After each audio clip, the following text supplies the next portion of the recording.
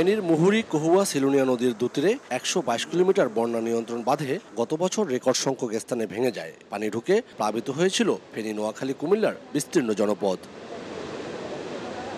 ভেঙে যাওয়া ১০২টি বাঁধ প্রায় ২০ কোটি টাকা ব্যয়ে পানি উন্নয়ন বোর্ড মেরামত করে। তবে সেসব বাঁধের অংশে আবারও ধরেছে ফাটল, কোথাও কোথাও ধসে পড়েছে।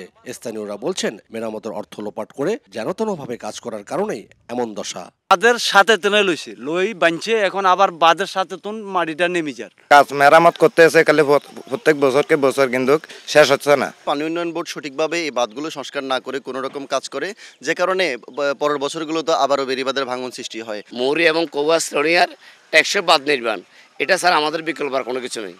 গত ১ জুন টানা ৪ দিনের ভারী বর্ষণ ও ভারত থেকে আসা পাহাড়ি ঢলের পানিতে মুহুরী কহুয়া সিলুনিয়া নদীর পানি বেড়ে বিপদসীমার কাছাকাছি না আসতেই বাঁধে ভাঙন দেখা দেয়। এতে ফের বন্যার আতঙ্কে নদী পাড়ের কয়েক হাজার বাসিন্দা সহ পুরো জনপদের মানুষ। কাজের অনিয়ম খতিয়ে দেখা আর টেকসই বাঁধ নির্মাণ প্রক্রিয়াধীন জানান পানি উন্নয়ন বোর্ডের এই কর্মকর্তা। যেসব ত্রুটি বিচ্ছুতি হয়েছে সেগুলো ঠিকাদারকে দিয়ে আমরা করাই নিচ্ছি এবং না হয় তার বিরুদ্ধে আমরা অ্যাকশন নিচ্ছি।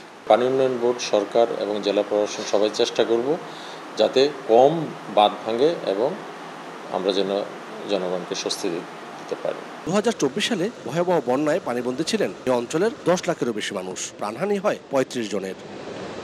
আতিয়াস সজল, সময় সংবাদ, ফেনী।